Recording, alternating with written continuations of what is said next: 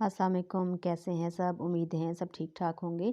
अच्छा, तो आज के ब्लॉग में मैं अपने जो कल हमने कपड़े वगैरह धोए थे उससे नेक्स्ट डे है आज।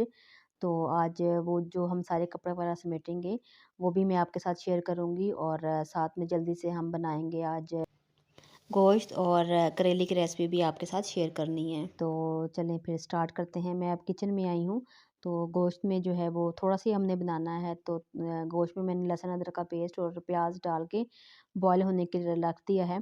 तो जितनी देर में ये बॉयल हो जाएगा, इतनी देर में जो है मैं वो जो सोफ़ों के कुशन्स हैं, उनके कवर्स मैं प्रेस कर लूँगी और प्रेस करने के बाद जो है फिर साथ जो कर्टन्स हैं वो भी लगाने हैं आज। जी, तो यहाँ पर हम जो है वो कुशन्स के कवर जो हैं वो उनके ऊपर चढ़ा रहे थे। तो ख़ैर ये है कि ये भी कर कर लिया था और उसके बाद फिर हमने साथ-साथ कर्टन्स भी लगा लिए। तो क्योंकि साथ-साथ फिर सफाई भी कंप्लीट करनी थी, क्योंकि मैं जब तक घर धो ना लूँ मुझे सुकून नहीं आता। हर एक की अपनी-अपनी एक रूटीन होती है। मुझे लगता है कि शायद हम जब पोछा लगाते हैं उससे सफाई इतनी नीट नहीं होती। तो ख़ैर ड्राइंग रूम जो है वो हमने सबसे पहले क्लियर किया और उसके बाद जो है फिर वो टीवी लाउंज और कमरे में, इवन कमरे भी अंदर से धो ही लेती हूँ क्योंकि मुझे ईज़ी लगता है धोना बनिस्बत पोछा लगाने के। ख़ैर अपनी-अपनी हर एक की रूटीन होती है। तो यहाँ पर जो है वो मैं टीवी लाउंज को धो रही थी। अच्छा, फिर ऐसा कि जितनी देर में हमने ड्राइंग रूम और टीवी लॉन्च वगैरह क्लियर किया, तो जो गोश्त है वो हमारा वो कुकर में गल चुका था, टाइम हो गया था उसका। तो फिर अब मैं किचन में आ गई।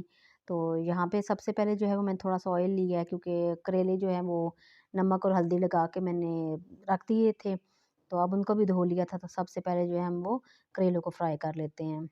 अच्छा, तो यहाँ पे तकरीबन 5 से 7 मिनट लगते ही हैं करेलों को फ्राई करने में। हमने बहुत ज़्यादा इनको क्रिस्पी नहीं करना, थोड़ा हल्का सा ही रखना है।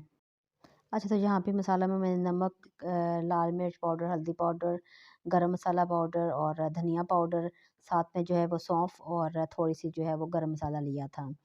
तो अब गोश्त जो है वो तकरीबन हमारा गल चुका है, जो थोड़ी-सी कसर बाकी है वो जब भूनेंगे तो वो भी उसमें अच्छी तरह गल जाएगा फिर।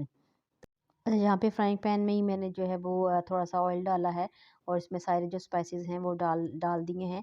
अच्छा, डाल के साथ ही इसमें हल्का-सा जो है थोड़ा-सा हम पानी डालेंगे ताकि जो स्पाइसेस हैं वो जल ना जाएँ। तो ये जो ग्रीन-ग्रीन आपको पानी में नज़र आई, असल में जो ग्रीन प्याज़ है वो थी, तो थोड़ा-सा वो मैंने इसी में डाल दिया था। साथ ही फिर मैंने इसमें टमाटर और हरी मिर्चें डाल ली हैं, अब इसको हम अच्छी तरह भून लेंगे। अच्छा, अच्छी तरह इसको भूनने के बाद जहाँ पे पानी की ज़रूरत आएगी वहाँ पे ज़रा पानी भी इसमें ऐड करेंगे। तो अच्छा, मसाला यहाँ पे अच्छी तरह भुन चुका है, उसका ऑयल भी सेपरेट हो गया। तो यहाँ पे जो गोश्त हमने उबाला हुआ था, वो डाल के अच्छी तरह इसको हम पहले भून लेंगे। गोश्त को भूनने में तकरीबन 8 से 9 मिनट तो लगेंगे। तो इसको अच्छी तरह भूनने के बाद जो है वो फिर अच्छा, तो हमने यहाँ पे गोश्त को इतना भूनना है कि जो इसकी हल्की-सी कसर थी वो भी मतलब गल जाएगा पूरी अच्छी तरह, और फिर हम इसमें डाल देंगे करेले। जी, तो करेले डाल के इसको हमने फिर 1-2 मिनट भून लिया और यहाँ पे इसको ढक्कन से कवर कर देंगे। तो थोड़ी देर जी, तो सफाई भी हमारी कंप्लीट हो गई थी और फिर हांडी भी आज की जो हमने बनानी थी वो बन गई थी। तो ख़ैर अब टाइम था थोड़ा-सा अपनी भी केयर करने का, तो लिहाज़ा हमने किया लिया एक बाउल और उसमें मैंने डाला सरसों का तेल, कड़वा तेल, साथ में लिया था थोड़ा-सा नारियल का तेल और थोड़ी-सी जो ग्रेसलीन इसमें डाली थी और थोड़ा-सा तकरीबन 1 चम्मच जो है वो हमने एलोवेरा जेल डाला था। ये सारी चीज़ें मिक्स अच्छी तरह करके फिर बालों में लगाया और इसके तो फिर अच्छी तरह मसाज कर लिया। अच्छा, इसको लगा के हम जो हैं वो आधे घंटे के लिए छोड़ दें, उसके बाद आप बाल धोएँ। यकीन मानिए आपके बाल इतने सॉफ्ट हो जाएँगे कि आप खुद भी हैरान रह जाएँगे। जी, तो साथ जो थोड़े से बर्तन गंदे थे वो भी धुल गए थे और जैसे ही शाम हुई, अभी इफ्तारी से थोड़ी देर पहले ही मौसम इतना जो है वो मज़े का हो गया था। अच्छी-सी एक आए दफ़ा आंधी भी आ गई और बारिश भी जो है वो लगने ही वाली है। तो आप हमें बताइए कि आज का व्लॉग आपको हमारा कैसा लगा? तो ये देखिए आज ही हमने सफाई की और साथ ही बारिश